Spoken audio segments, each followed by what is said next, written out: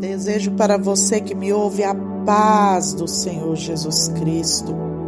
Nós estamos juntos aqui meditando nos ensinamentos de Jesus, nas suas parábolas poderosas. Eu estou aqui com a minha Bíblia aberta em Lucas, no capítulo 16. Aqui Jesus contou a parábola do administrador infiel.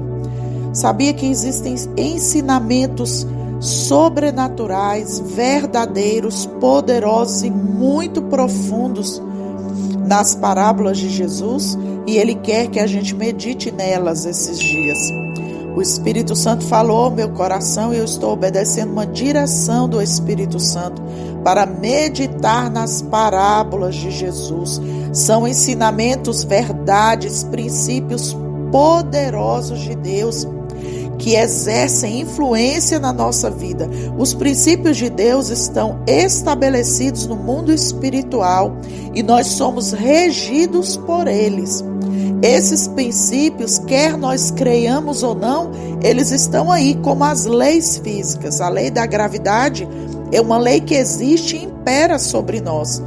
Mesmo que eu diga eu não conheço ou não creio, eu estou debaixo da lei da gravidade. Se eu jogar uma pedra, ela vai cair no chão. Se eu pular de um local alto, eu vou cair no chão. Por quê? Por causa da lei da gravidade. Assim são os princípios espirituais de Deus. Eles exercem influência sobre nós, mesmo que a gente não conheça ou não creia, como o princípio da semeadura. Tudo que eu semear, eu vou colher. Isso é um princípio divino. E quando nós meditamos nas Escrituras, nas parábolas de Jesus, nós vamos aprender princípios eternos de Deus, princípios que regem as nossas vidas. E se a gente obedecer esses princípios, nós seremos mais do que vencedores. Amém? Vamos ler então Lucas capítulo 16 juntos? Lucas 16, verso 1 diz assim: Disse Jesus também aos seus discípulos: Havia um homem rico que tinha um administrador, e este lhe foi denunciado como quem estava a defraudar os seus bens. Então, mandando-o chamar, lhe disse: Que é isso que ouço a teu respeito? Presta contas da tua administração, porque já não podes mais continuar nela. Ou seja, o dono daquela empresa, daquele local, estava demitindo o seu administrador por causa da infidelidade dele. Verso 3. Disse o administrador consigo mesmo: Que farei, pois, ao meu senhor que me tira a administração? Trabalhar na terra eu não posso, também de mendigar tenho vergonha. Eu sei o que farei, para que quando for demitido da administração, me recebam em suas casas. Tendo chamado cada um dos devedores do seu senhor, disse ao primeiro: Quanto deves ao meu patrão? Verso 6. Respondeu ele: 100 cados de azeite. Então disse: Toma a tua conta, se assenta depressa e escreve 50. Depois perguntou o outro: Tu, quanto deves? Respondeu ele: 100 coros de trigo. Disse-lhe: Toma a tua conta e escreve 80. E elogiou o Senhor, o administrador infiel, porque se houvera atiladamente. Porque os filhos do mundo são mais hábeis ou mais prudentes, em algumas versões, na sua própria geração do que os filhos da luz. E eu vos recomendo, das riquezas de origem iníqua fazeis amigos, para que quando aquelas vos faltem, esses amigos vos recebam nos tabernáculos eternos. Quem é fiel no pouco, também é fiel no muito. E quem é injusto no pouco, também é injusto no muito. Se, pois, não vos tornastes fiéis na aplicação das riquezas de origem injusta, quem vos confiará a verdadeira riqueza? Se não vos tornastes fiéis na aplicação do alheio, quem vos dará o que é vosso? Ninguém pode servir a dois senhores, porque ou há de aborrecer-se de um e amar o outro, ou se devotará a um e desprezará o outro. Não podeis servir a Deus e às riquezas. Meu Deus, que parábola poderosa, hein? Aquele administrador infiel, ele é elogiado aqui pela prudência dele. Ele fez o que era errado, ele estava defraudando o seu dono, ou seja, ele estava tomando posse, roubando parte das riquezas do seu dono. Por isso ele ia ser demitido. Mas ele, antes de ser demitido, ele começa a negociar com os devedores daquele homem e diminuir a dívida daqueles devedores para que eles quitassem, para que ele conseguisse amigos para poder, depois dele ser demitido, ele conseguir um novo emprego. E ele foi astuto, ele não é um exemplo a ser seguido, mas a diligência dele, o foco dele em estar administrando ali a sua situação, a preocupação dele em administrar aquilo que ele tinha de maior valor, porque ele era uma pessoa mundana, e o maior valor estava no coração dele, eram as riquezas. E ele foi fiel ao propósito do seu coração. E muitas vezes nós que temos o reino de Deus, a palavra de Deus, o poder de Deus a nosso favor, que temos um chamado ministerial, muitas vezes nós não temos foco naquilo que estamos fazendo.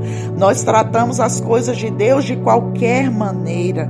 E o Senhor diz: maldito é aquele que faz a obra do Senhor de forma relaxada ou relaxadamente. Então o Senhor diz aqui, os filhos das trevas, como aquele administrador infiel, eles muitas vezes são mais prudentes do que nós, os filhos da luz, que devemos dar exemplo, que devemos ser fiéis ao Senhor, que devemos administrar as coisas de Deus com zelo, com poder, com foco, com determinação, não pensando em desistir, não pensando em largar tudo e abandonar a fé, não. O Senhor quer que você tenha foco, o Senhor quer que você leve as coisas de Deus a sério, porque Ele diz aqui, quem é fiel no pouco vai ser colocado sobre o muito. Quem é injusto no pouco também vai ser injusto no muito. Se você está recebendo pouco de Deus, você recebeu um talento de Deus, você recebe um salário mínimo do seu trabalho. Se você for fiel nesse pouco, Deus vai te colocar sobre muita riqueza. Se você é fiel em dizimar e ofertar o pouco que você tem, Deus vai prosperar o pouco que você tem e vai te colocar sobre o muito. Se você é fiel em administrar um talento que Deus te deu, seja estar na portaria, seja cuidar de crianças, seja ser um intercessor, seja o seu chamado apoiar os outros líderes de alguma forma. Se você é fiel no pouco que você recebeu, Deus te colocará grandes responsabilidades. Deus te colocará por cabeça e não por cauda. Deus te exaltará sobre outros. Por quê? Porque você foi fiel naquilo que Deus colocou em tuas mãos. Você não abandonou, você não largou o seu cajado, você não largou o seu roçado ali, a obra do Senhor que Ele colocou em tuas mãos. Não largou o arado, né?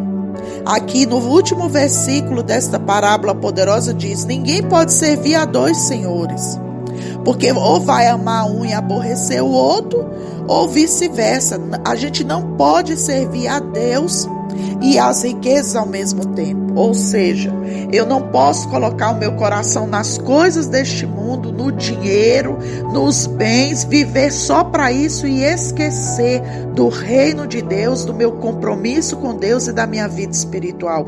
Deus quer que você coloque sua vida espiritual em primeiro lugar e todas as demais coisas serão acrescentadas. Vamos orar para Deus tratar conosco neste dia. Pai, pedimos a tua sabedoria, pedimos a sabedoria e a prudência que vem do Espírito do Senhor, para nós administrarmos aquilo que recebemos de ti, o nosso emprego, o nosso trabalho, Senhor, o nosso salário, a nossa aposentadoria, a nossa pensão, seja lá o que for, o nosso ganha-pão.